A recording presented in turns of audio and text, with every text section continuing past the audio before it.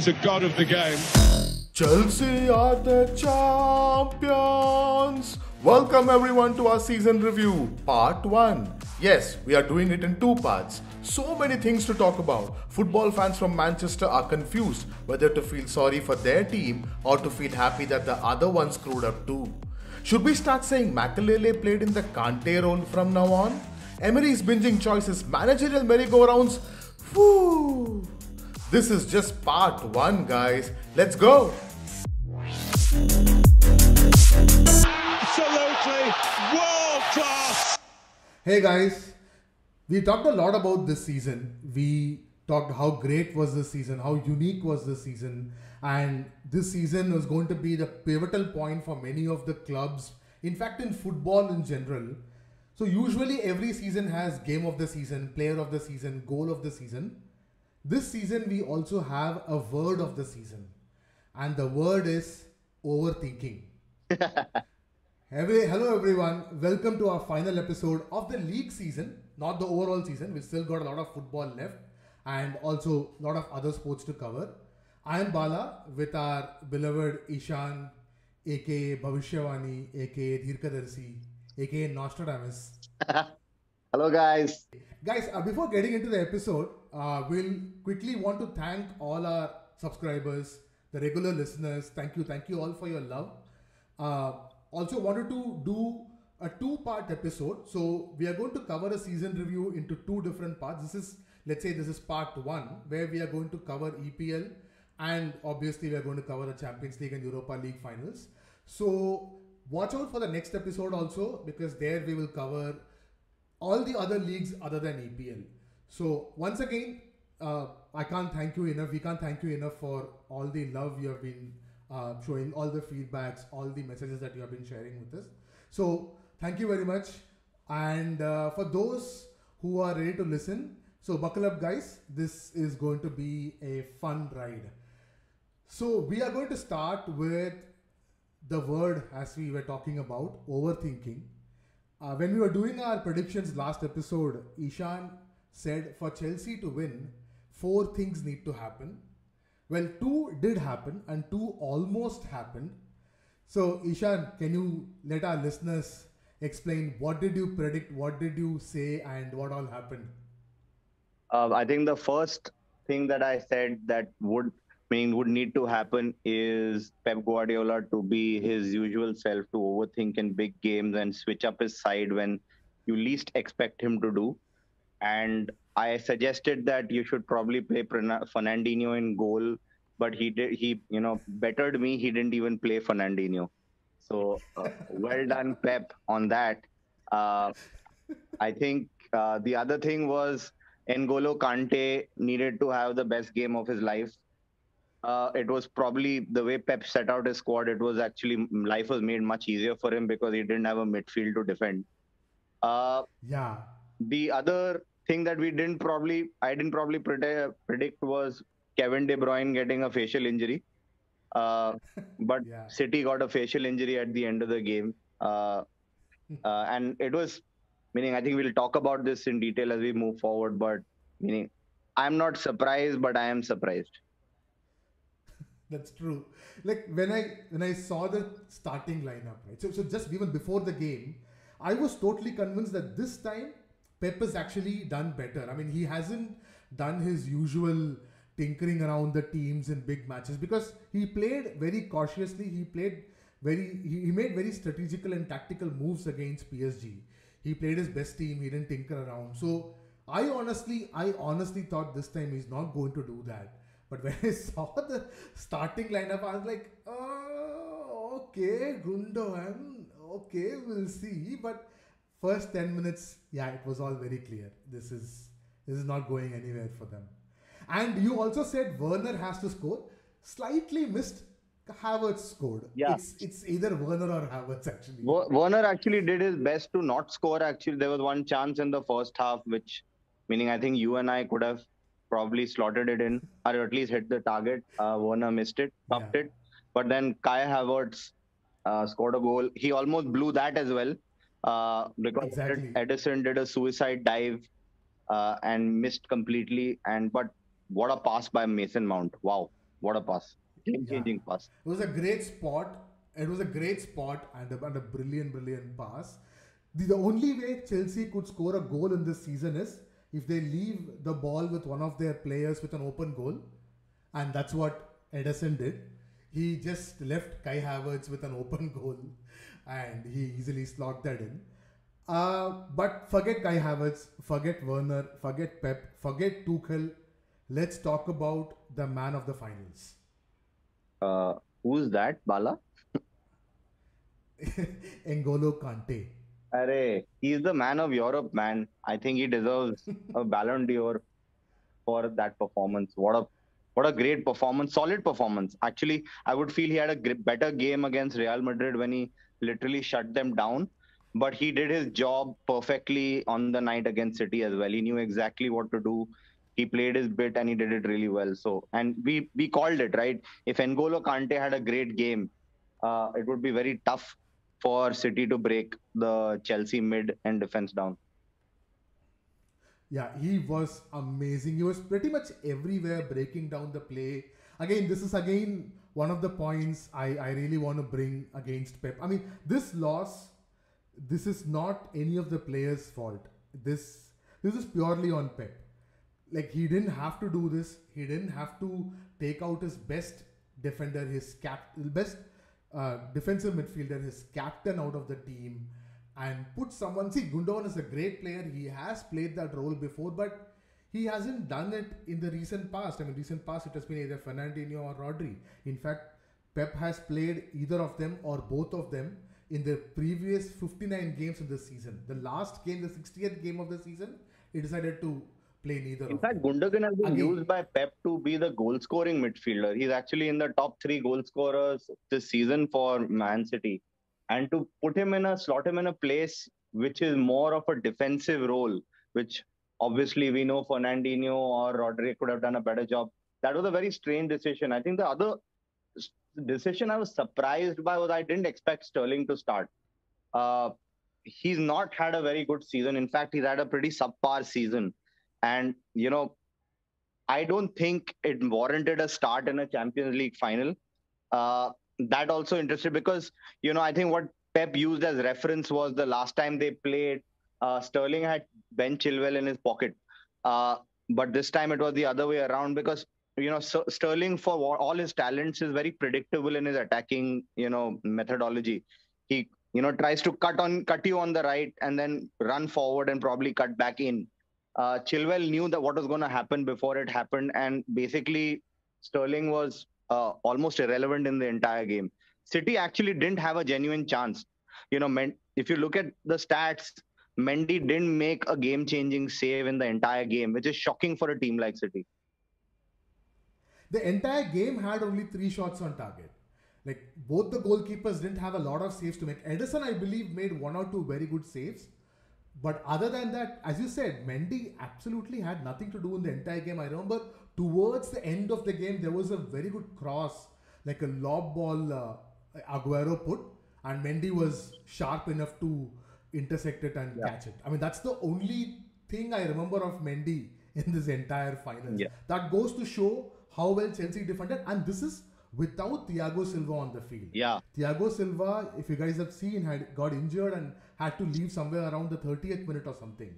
And in comes Christensen, and nobody missed Thiago Silva on the field. I remember I WhatsApped you the moment Thiago Silva got substituted. I said this could be a game changer because Thiago Silva not only is one of the best defenders still at his age in Europe, but it's just his leadership. Even without him getting probably I wouldn't call him Christensen a rookie, but a youngster to come and play, you'd barely noticed his loss. Yeah. Again, we can talk about every single Chelsea player. All of them were immense. Even Werner, for that matter, for all the chances he missed, he made Ruben Dias run a lot. In fact, his run for that goal, which dragged Ruben Dias out of Kai Havertz and created that space for Mount to actually make that pass. Yeah. So, if you see in that way, Werner did contribute a lot in the game. So, again, great congratulations to Chelsea. I just want to put one point on Pep that again, I logged into a clubhouse room once after this game was over. I just wanted to catch the the instant reaction of Chelsea fans and City fans, what they are saying. There are How's City fans? the yeah, there are many. Okay. There are many. So the one of the major topic was, oh, Pep is shit. Pep is not the great manager. Pep is bullshit. I mean, like, see, guys, he still has won 2 Champions League, and he has won so many trophies. So yes, he is not a great cup manager. Again, this goes to show the difference between managing a team for a league and managing a team for a cup. And Pep, his problem, I believe, is ego. It is very, very tough for him. It's practically impossible for him to stop challenging himself, stop putting himself under so much pressure, so much. He tried to push himself to the corner all the time, and in that process, he troubles his players too. And him being so into this game, he's pretty much like a nerd. I feel that he stops to he fails to see the players as human beings. Like, to him, they are like pawn pieces. You just have to move them around. So I think he really need to understand he that part put of a the game. poster in her house saying "Keep it simple." Because Exactly. that's all what City needed to do. Keep it simple. If they had kept it very simple, not overthought anything, just played the game that they've played throughout the season, they would have been champions. Yeah, I mean, we'll talk more about Zidane in the coming section, but this is where I believe a coach like Zidane, why he has won 3 Champions League back to back, because he keeps it simple. His instructions for the finals are all simple. See, players are already under tremendous pressure. Yeah, they've played this entire season. This has been a tiring season, long season, and Euros are coming up. I mean, players are dead tired. Many of them are away from their families. I mean, they're human beings at the end of the day. Yeah. And a lot of people have seen a lot of tragedy in and around their friends and their families. So you take them to a high pressure finals and overload them with more instructions, take them out of their comfort zone and put them in places where they are not very comfortable to play. Obviously, they will tend to fail. They will tend to, you're just pushing them to a stage where there is more possibility of failure than success. I don't know. He's trying to emulate himself. He's trying to emulate his 2011 victory because it was still considered to be one of the best victories ever. I don't know. He's just too egoistic for his own good. Anyways, enough of Pep. Yeah. Just give some love for Tuchel, for at least keeping it simple, for making sure that his instructions were very clear to his Chelsea players. I'm sure PSG is feeling great right now. Both Tuchel and Unai Emery. That's true. Oh yeah, I saw it. Yeah, that's brilliant. Both their ex-coaches have won European trophies. Oh, great. Anyways, congratulations to Chelsea. Great win. Let's move on to the other Manchester disappointment. Yes, we will be moving to the west or the southwestern side of Manchester from the eastern side. But before going that, quick congratulations in order. Chelsea fans, congratulations. It's a great feeling winning Champions League. It's a great feeling to be the European champions. Enjoy this, savor this. And for City fans, don't worry, guys. Many clubs have failed in their first time. And the way you have played this season, Manchester City will get back to the Champions League finals within 2 or 3 years. They will come back. Speaking from a club that has won it 13 times, Manchester City fans, it's okay not to win anything at all. Don't worry. It's fine not to win the Champions League. Just leave it to the professionals. True. All right. Now, as Eeshaan was asking, we are moving on to the southwestern part of Manchester. Manchester, in general, wasn't a very happy place. They had a horrible week. At least the football fans of Manchester had a horrible week. So, United lost to Villarreal on probably the longest penalty shootout ever in an European competition. It ended 11-10, guys. 11-10. Yes, it was a matter of getting that one penalty, but you cannot ignore the fact that Manchester United wasted a glorious opportunity. Yes. I mean, by lifting a European trophy. Meaning there was so many, if you look at the game, how it played out, right? Villarreal took the game by the scruff of its neck in the beginning, and I think Ole was surprised. And we knew this. We spoke about this, where Emery will know exactly what Ole's team's failings are. And what Ole didn't do, and that's, I think, and we've read a lot post that match about his failings as a manager, as a tactical manager, was it that he didn't respond to those changes that Emery did in the second half and adapt. United were the same in the first half and the same in the second half. In fact, I was watching the match post the 65th, 70th minute. United were literally playing for a penalty shootout. And that, for me, for a team which obviously had a better man-for-man squad, is unforgivable. Yes, there were many clear-cut chances. I cannot believe how Rashford missed that chance. Meaning, it's unforgivable that the miss he did in an open goal. And they had other chances as well. But, I can't say, United, lost a penalty shootout. That sucks, because when a penalty shootout is a 50-50 play. But you can't be Manchester United and play for a penalty shootout. That's not what was expected from Ole Gunnar Solskjaer. Yeah, you hit the nail on the head. Like, this is exactly the feeling I had after watching that game. See, even if United had won the penalty shootout, right, I would have still criticized Ole for taking it to the penalty shootout in the first place. Yes. And the points that you absolutely mentioned, this game exposed his inefficiencies as a manager. Now, we were talking about Pep being overthinking. Ole is the other end of the spectrum. He has not more than 3-4 ideas. And when you play against someone like Unai Emery, who sits at home and watches footballing videos for fun, you're pretty sure we must have binged on Manchester United videos over the last 2-3 weeks. And he would have known very easily, like, there are only 3-4 things these guys are doing. I can shut this down very easily, as usual. And he made his first tactical change in the 100th minute.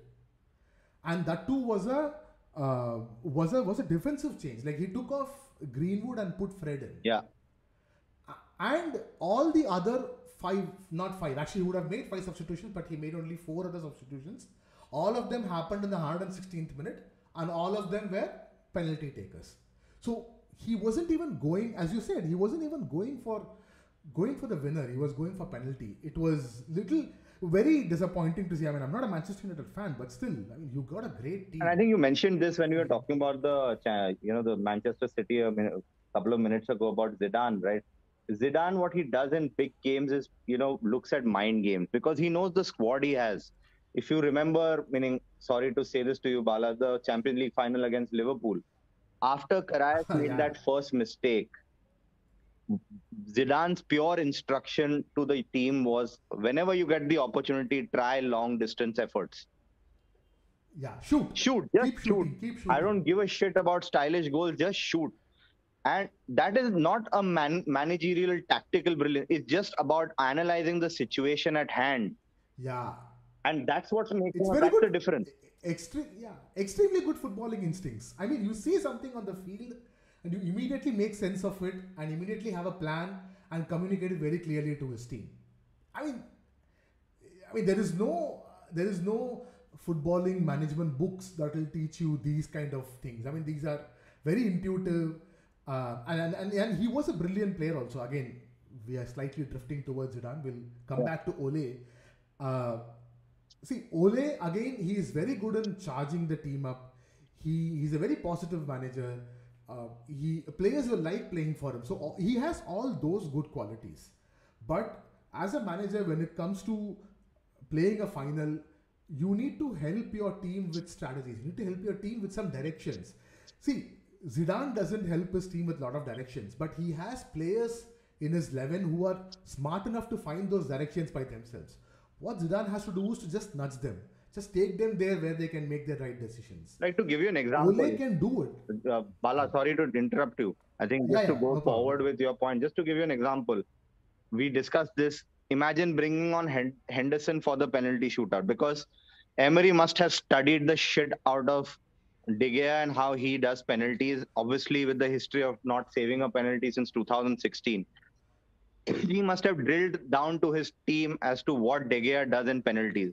If Ole would have just thought on the moment and said, okay, I'm going to switch it up, get Henderson. Yes, it would have pissed De Gea off. But it would have stumped Villarreal because they would have not mentally prepared for Henderson in being in goal. That could have proved to be a difference. Yes, that was absolutely right. That was like Ole didn't do anything. There was no tactical changes. He didn't even switch the players around. Like I was telling, right? Like when I was watching the Champions League finals, Tuchel switched Werner 3 times in the first 20 minutes. Yeah. Some people can see it as overdoing it, but Ole was doing nothing. Like there needs to be a balance. But Ole really have to work on his tactical side, or at least get someone in your coaching team who's good at these tactics. That's what Alex Ferguson did. He's not a great tactical manager, but Alex Ferguson, what he will do is he'll find tactical coaches who will give those tactical knowledges. Yeah, he will charge up the team. He had Carlos Queiroz for a long time, who was a tactical genius. Then he had Mike Phelan as well.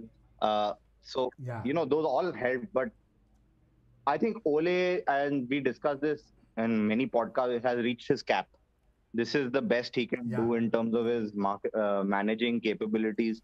And if United want to take that next step, right, of actually doing something in the Champions League and not waiting to be eliminated and doing Europa again next season, they need a manager who thinks big and can deliver in big moments. Yeah, that's true. Amen to that. But enough of Ole bashing. Let's give Unai Emery some love. Once again, the man has proved that he's Mr. Europa League. Change UEFA Europa League to Unai Emery League. Yes. It's a fact. He has won the Europa League the most number of times. And entire team, starting from the defense till the attack, they were one unit. Yes, they defended a lot. They let United have a lot of the ball, but they knew where to attack them. One set piece, great ball. Moreno, Fox in the box, was able to score the goal. Brilliant from them. Their defense, immense. Pau Torres and Raul Albiol. Wow. Oh my God. Like, they were absolutely brilliant. Especially to restrict someone like Cavani. Cavani actually had a good game. But it was Pau Torres and Raul Albiol. There were like two walls. They were blocking every cross that's coming in. It was brilliant. Great win. And for such a small town, Villarreal, for those who don't watch a lot of La Liga, Villarreal is this extremely small village or town from this Valencia region. The entire town's population is 50,000. You can fill them inside Old Trafford Stadium. Yeah. Or Band Drive. Fill entire... So, for that small town, a victory like this, it was beautiful. So, congratulations, Villarreal. You will be playing Champions League next season. And did you see the pots for the Champions League? No, I don't recall seeing that. So, just to apprise everyone, so pot 1 in Champions League has Chelsea, Manchester City, Villarreal, Atletico Madrid, Bayern, Sporting Lisbon, Lille and Inter. Oh, Jesus Christ. Guess who are all in pot 2? Must be Madrid, United. Juve, PSG, Barca, Madrid, Sevilla, United, Liverpool, Dortmund. Oh my goodness gracious. And the teams that will be in pot 3 and pot 4 are Atalanta, Ajax, and then you have Atlanta, Ajax. Who else is missing? Who else are missing? The big ones. Milan. Yeah. So all these clubs are missing in AC Milan. So they are all waiting. No wonder Juventus, Barcelona and Real Madrid are pushing so hard for Super League to get disqualified from next season. Yeah. But Great. Great European season comes to an end. Again, congratulations to Villarreal fans and Chelsea fans. Congratulations to you guys. Now, moving on to the news, or I would say the barrage of transfer news, especially managerial merry-go-round across Europe. Just to give you a simple idea on this, guys. Bundesliga already have 8 managerial changes. La Liga, we have 6. There is 12 in Serie A. 12 out of 20 teams in Serie A. It is just insane. And today is 2nd June, Wednesday, 10:45 a.m. If we had done this podcast, recorded this podcast yesterday, we would have missed one more, which is probably the biggest one of all. Carlo Ancelotti is the new Real Madrid manager, come back for his second term. So we'll start with that since that's being fresh in our mind right now. Eeshaan, good appointment, bad appointment, okay appointment? I'm a big fan of Carlo Ancelotti, and I completely believe that Everton was never a profile that fits Ancelotti's resume. So I think the moment he got an opportunity to come back to Real Madrid, I think he quickly made that decision. I think that decision from Madrid reaching out to his agent to him confirming it was, I think, under 24 hours. He obviously had a very fond of Real Madrid. He has had, he's part of one of Real Madrid's greatest ever memories. But I think why this appointment is a very strategic one for Perez is especially post the fire that Zidane released uh, post his leaving, a silent Zidane. I think that letter, open letter that he published on AS was more words than he said in both terms as a manager combined. And I think just to put out the fires, to quell all the angst, all the fans and the players, I think Ancelotti made sense because the players loved him. I saw a tweet where Cristiano Ronaldo sent him a message to congratulate him on his coming back.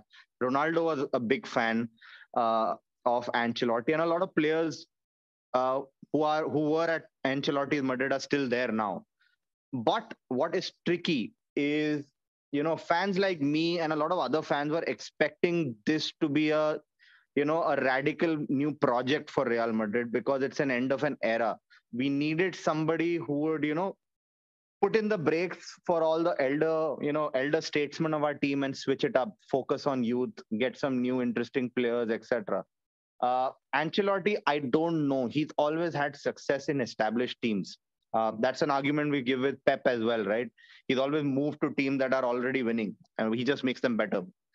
Same with Ancelotti. This scenario is way different from the team he got or inherited from Mourinho's team. Uh, he will obviously have a lot of, financial restraints. He might not be able to bring in the players that he would want to bring in. But Ancelotti is the kind of guy who will smile and do his job and get on with it. But beneath that, everyone also needs to understand he is a fierce competitor. He was one of the great players of AC Milan, and the great Milan teams of the 80s and 70s. And you don't become that without having any tenacity. So don't get, disillusioned by his charm. He wants to win. And that's why he realized that, Everton probably was a new project, but winning would probably take a longer time. And then they finished 10th. So they're not going to be in Europe anyway. So I think it made sense. What I found interesting was Conte, right? I think Conte, I thought, would be the one who would join Real Madrid. But then I looked back and said, Conte, every club he's gone to, he's moaned about not having the finances to bring in players he wants. He did it with Inter even when they dominated Serie A. Madrid cannot afford transfers. So it would have been the wrong choice to get Conte right now because from day one, crying would start. Yes, we might have ended up winning things, but still. So I think in the larger scheme of things, Ancelotti makes sense. Yeah, in fact, like you beautifully segued into the second biggest managerial change that I wanted to talk about, which is Conte. Yes, just rounding off the Ancelotti point, agree to every single point you said. And the one point that actually trumped me over all the other points was at this point of time, Madrid don't want any bullshit from their coaches. Yes, the team may not win a cup next season, but they just don't want any bullshit from their coaches because the Madrid management has been managing a lot of bullshit ever since ESL. Everything has been going around. Yeah. So what they don't want right now is more added whining from their coach. From that standpoint, Ancelotti is a great appointment, but for all the other reasons you pointed out, seems like the ideal option for Real Madrid at this point of time. So all the best.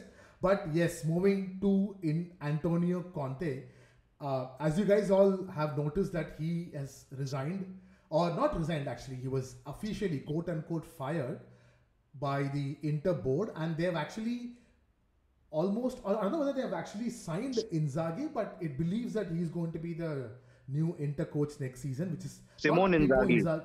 Yeah. Simone Inzaghi, not Pippo Inzaghi, Simone Inzaghi. So he is left Lazio, and Lazio are yet to find their new coach. Now coming back to Inter, now what happened with Inter is, one can ask like why they just won the Scudetto after like 10 years. They are the successful side. They won it at a canter. Things should be positive for them, but why Conte has to leave? That's because of Inter's financial condition right now. They are in a rut right now. They have to sell players. They forget about buying players. They have to sell players of worth about 80 million, 85 million pounds or euros. I don't know exactly. So to balance their books, because Inter's owners are a Chinese consortium, and the Chinese government have told that consortium to disinvest their foreign investments. So Inter had to make these tough choices. So Conte is gone, Simone Inzaghi is pretty much in. And just to quickly talk about the other changes that has gone, Pirlo is no more Juventus' coach. Allegri is their new coach, and this has been made official. Even Juventus sporting director got fired. Roma, we all know Jose Mourinho is going to be their new coach.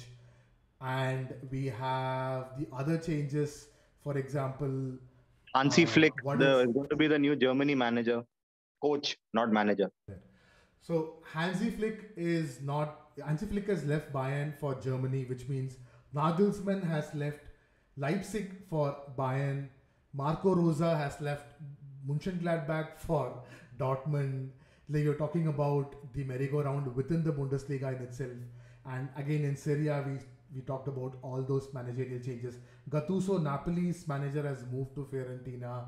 So it's a big merry-go-round, guys. Like if you had gone to some remote place sometime in April with no connection, absolutely no internet, nothing with the outside world, and you come back in August and switch on your TV and watch a European League game, you could all get confused because you don't know who's managing which team right now.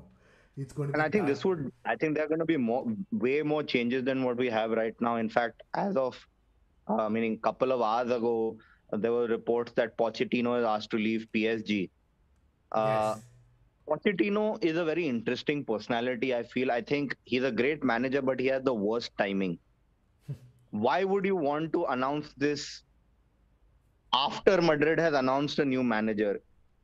See, Madrid won't take any panga with PSG because they have one player they want from there. So Madrid would have never aggressively gone for Pochettino unless he said, I want to quit. He could have just done it a week earlier. Yeah. We could have probably got Poch. But no, he wants to wait till all managerial positions and big clubs are closed, and then he will say, I want to switch. Which means the only possible openings for him, I think, are going to be back to Spurs, which is a bad move for him career-wise, or if United get rid of Ole. Yeah. But not too many options. He could have had a lot more options if he had done it a little earlier. Obviously, we don't know for a fact he might leave.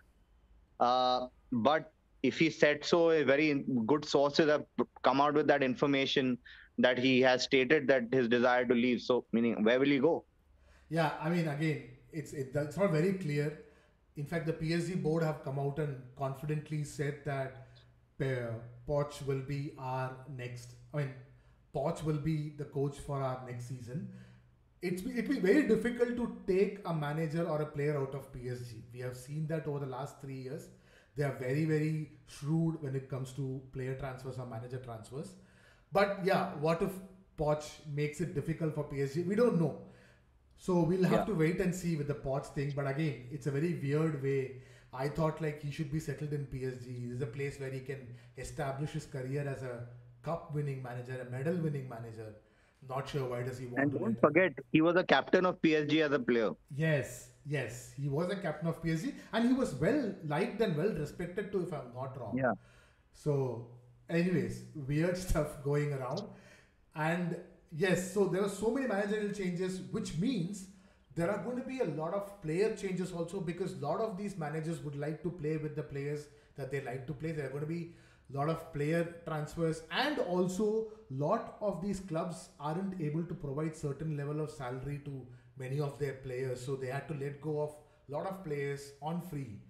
Now clubs like Real Madrid and Barcelona, who are under tremendous financial debt, have to jump into these kind of signings. They have to get more creative. We have already seen Real Madrid signing David Alaba free from Bayern. Again, guys, when we say free transfers, well, free transfers are not technically free transfers. Yes, you won't have to deal with the selling club, but the overall cost of a free transfer will be somewhere about 70-80% of a normal transfer. So when we say free transfers, don't think it's absolutely free. David Alaba just came in for no money. They're giving him a bumper salary, so I don't know. 25 million in gross. I mean, I really don't understand. Real Madrid go out and say that they have so much debt and yet they pay so much salary to a player. Barcelona have signed Aguero, confirmed. Eric Garcia also have been confirmed. Depay and Wijnaldum, seems that everything is set and done, and both of them are waiting for Ronald Koeman's position as Barcelona. I'm not understanding these transfers, Bala, and you're a Barca fan, right? Obviously, Aguero was signed more for his relationship with Messi than his quality on the field right now. He is, not the Aguero he was, especially with his injury problems. He has been signed merely for the reason that we all know about his relationship with Messi, that may make Messi be more amenable to stay. I still believe he's not going anywhere, but just getting Aguero in doesn't solve the core problem Barcelona has. You get Aguero in. Definitely not. Yeah. See, Aguero at this age is still a better option than Martin Braithwaite, who has been the only striker for Barcelona. Griezmann is not a striker. Dembele is not a striker. They are not strikers. So Aguero at this stage is still a better chance. I mean, he's probably the best available option for Barcelona with them having no money to sign. There is literally no other option. What I believe is his relationship with Messi was an additional factor, but a major factor.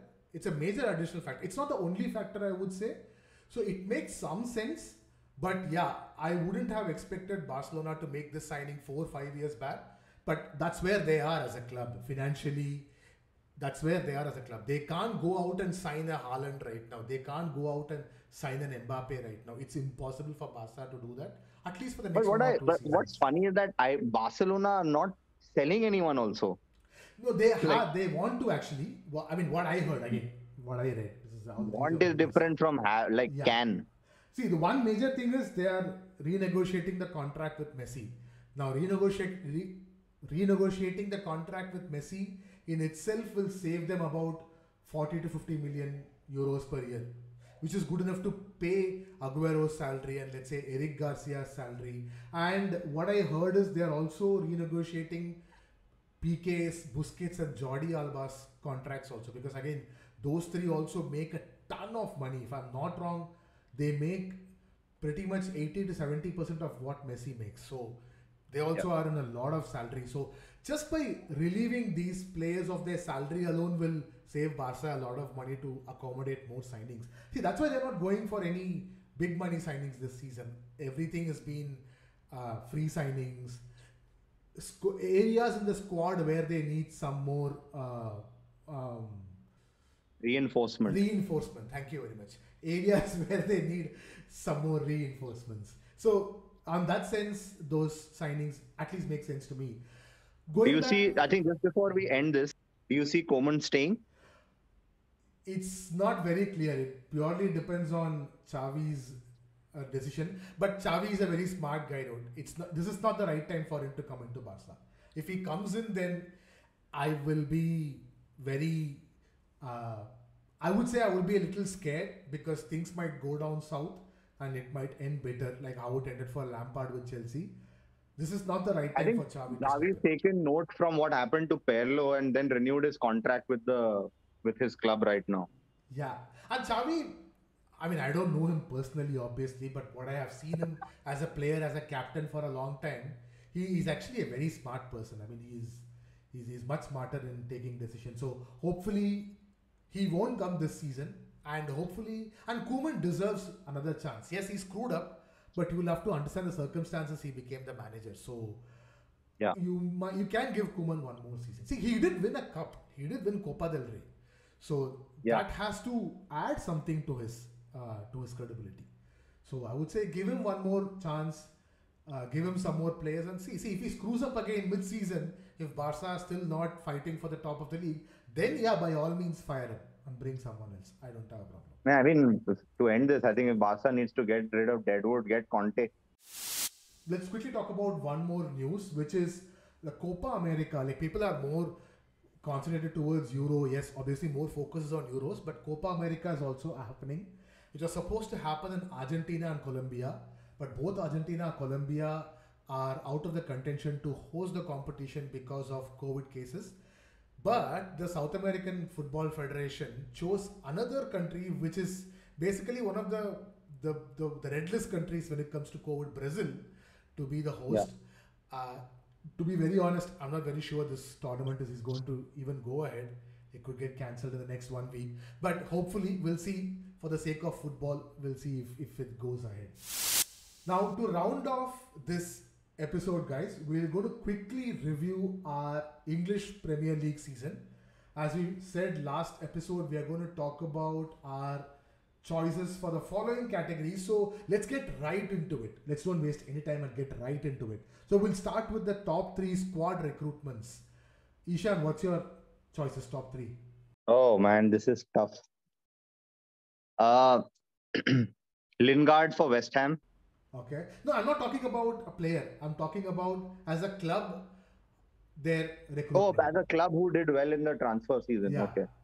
I think Everton did well Okay. in terms of the squad that they got by the, I mean, at least in the beginning of the season, they were playing really good football. Agreed. They fell by the wayside post New Year, but you have to give them in just in the how the squad is built up for say next season. They got a pretty strong squad for a mid-table team. So I would say Liverpool. Sorry, Everton. What am I saying? Everton.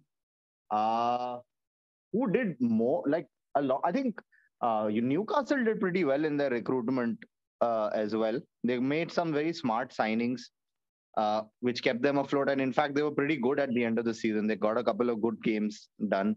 Who else? Did City do any recruitment? Ruben Diaz. I- Nathan Ake. Nah, it didn't. I think I would just give, just because I'm a fanboy, I would say United for Cavani. I have West Ham, Leicester, and Man City. I've put them because some of their signings were really good and they didn't come good also. I agree to the Everton point because at that time all those signings looked really good, especially Alan, Doucouré, James. All those signings made a lot of sense. Okay, moving on to the next topic. Top 3 players, top 3 transferred players. You go first. Okay, for me, Souček, Thomas Souček. Now, Souček technically came in as a loan signing last winter transfer, so they made it a permanent signing last summer. So I'm going to go with Souček, Ruben Diaz, and Wesley Fofana. Fofana, bro, what a player, what a season he's had. I would go with Cavani, Ruben Diaz, Okay. and let me think. It's a thing between Fofana and actually fuck it. I'll give it to Fofana because he's just been so solid as a player this season, and yeah, Fofana. And congrats to Leicester for finding talents from. They have this knack of finding talent from League One, League Two French teams. They're very smart in that. Like Conte, Mahrez, Fofana. There are tons of examples from there. Okay, top 3 managers, coaches. My choice is David Agreed. Moyes, I'm saying Pep Guardiola, and Brendan Rodgers. and Brendan Rodgers. I think my order will be different. I would say Pep number 1 just because of how he literally won the league without a striker. That takes some managerial capabilities, especially in the Premier League. Brendan Rodgers for sure. What a turnaround he's had in his career. What a season Leicester had. So sad that they didn't make it into Europe. And obviously David Moyes. Wow, West Ham played so unlike a David Moyes team this season. It's not funny. Uh, what great football! Yeah. They were such a so good to watch. And so yeah, I think we're on the same track with the top three managers. Yeah. In fact, actually, Rodgers was first on my list until he screwed up in the last game day. Like he was first till the 76th minute of that game. So the last 15 minutes he dropped from first to third. All right, top three goalkeepers. Mine is Edison, Mendy from Chelsea, and Emiliano Martinez from Aston Villa. I would say Mendy for sure. Mendy, I would actually give Edison. Edison, I would actually not put Edison. I would actually say Allison just because of the 94th minute goal he literally got Liverpool into the Champions League. And I would actually say Dean Henderson in the league games he's played. But yeah, he didn't have an entire season. So Emiliano Martinez was really good.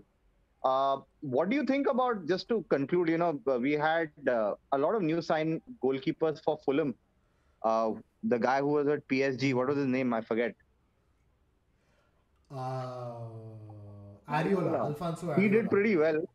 He was with PSG, he went to Real Madrid, and then just because of Fulham getting relegated, he might not make my squad, but he didn't do too much wrong in all the goals he conceded. So yeah. Yeah, he was also good. Top three centre backs. For me, Ruben Dias, Harry Maguire, and Fofana. Ruben Dias, bro. Like, there is no competition. Like, he was so way ahead of all defenders this season. But yeah, Harry Maguire for sure. United had a really solid defense, and Thiago Silva for me. Oh, yeah. Good choice. Top three fullbacks for me, Luke Shaw. I'm still putting Trent Alexander-Arnold and Kyle Walker. No Trent for me, man. Which one? No, Trent did well towards the end. He was really good. He had a rough patch in the middle, but towards the end, the last 10-12 games, he was really good. I think it will be when Liverpool had Luke Shaw and Ben Chilwell. Ben Chilwell had a great season as well. Ben Chilwell and Trent might not be there. Yeah, I think I'll just give two. I don't have a third, I think. Okay, perfect. Top three midfielders, Bruno Fernandes, KDB, and Gundogan. KDB for sure. Bruno, I don't know, man. Like, do you judge a player by the number of goals, or do you judge a player by how well he's performed in clutch moments? Like in this case, I judged him based on the impact his performance had on his team. That was my yard scale, I would say. I would say, okay, so then I agree. I would say KDB, Gundogan and Tielemans. Tielemans, very interesting. Yeah, very interesting. I can see we can make a case for Tielemans. Brilliant. Top three forwards. I think this was pretty straightforward for me. Kane, Salah and Foden. Foden? Yeah, I thought Foden was brilliant, man. I really think... But Foden is not like a forward. He plays in the wing. I mean, he can play in the wing, and he played number 9 also. He played that false number 9 also, thanks to Pep. Yeah, so for me, it will be Kane, Cavani, Vardy. Kane, Cavani, Vardy. All three goal scorers. Prolific goal scorers, I'll have to say. Yeah. Okay, I have put 3 players to look out for next season. Now, one of these 3, actually 2 of these 3 are coming from the championship. So one is Emil Buendia. People might remember him. He played for Norwich in the season before, and then he continued playing with Norwich in the championship, and he will be playing Premier League next season.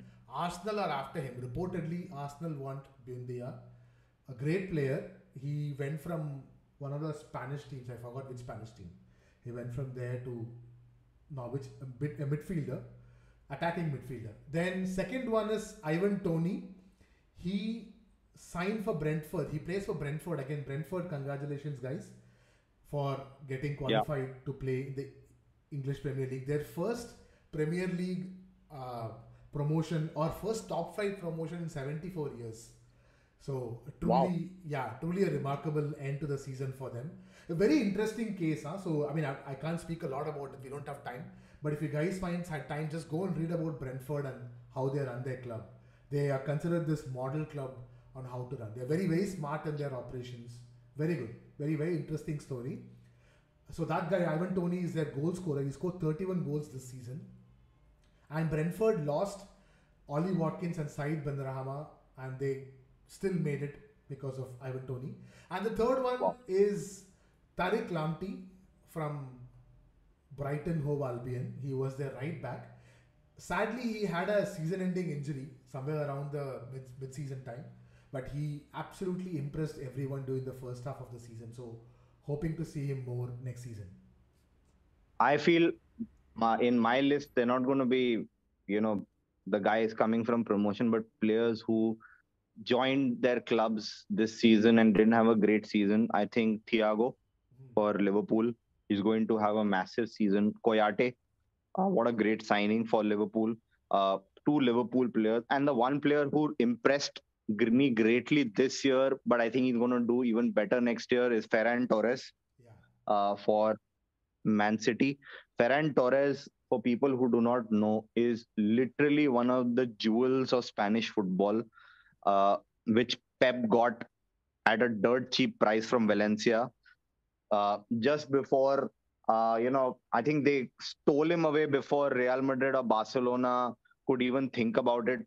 And I think Ferran Torres is going to be the future of Man City, the future David Silva. He had the potential. He did so well this season. He scored a lot of goals for a debut season. But I think next season he's going to be a big player for them. Great. All right. Quick mention on some of our listeners who filled in their choices. I'll just quickly run them through. Many of them had Man City, many of them had Chelsea as their choice of recruitment. Players are usually there: De Bruyne, Rashford, some had Cavani. How can you Talking have Chelsea? Chelsea recruitment. They have, yeah, Kai Havertz and Timo Werner, bro. No, I mean, at that point of time, when that recruitment happened, they looked pretty good. I mean, I'm saying, like how we thought Everton, at that point of time, that recruitment looked good.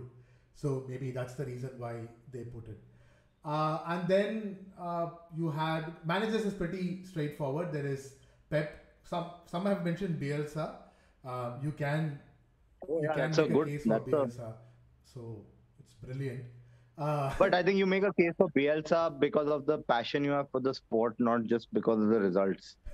Because Bielsa is like a myth. He's never going to win you a title, but you'll have fun along the way. and all the other choices are pretty straightforward. There is Ruben Diaz, there is Shaw, Kevin De Bruyne, so on and so forth. Anyways, good. Just one quick point to round up before we finish this long episode. Again, guys, what I wanted to say is this season is very unique. So, an extra 5 10 minutes does deserve this extra 5 10 minutes. Let's just quickly talk about the two North London clubs and what's ahead for both Arsenal and Tottenham. Where are they when it comes to their progress? Because it looks like they are at a very crucial point in their club's history, because this is where it can either go up or it can just go down south. I mean, Me, I feel that, there's not too much baggage because you have not too much to look behind to. Not much has happened in terms of success for both clubs in the last decade. Yes, they won a trophy here and there, but Spurs, for example, the last couple of years, especially under Pochettino, they really looked like a club that, just needed that one extra step to get some silverware. And that's where, you see the likes of Kane sticking on for those extra years because they've really truly believed that silverware was just one season away.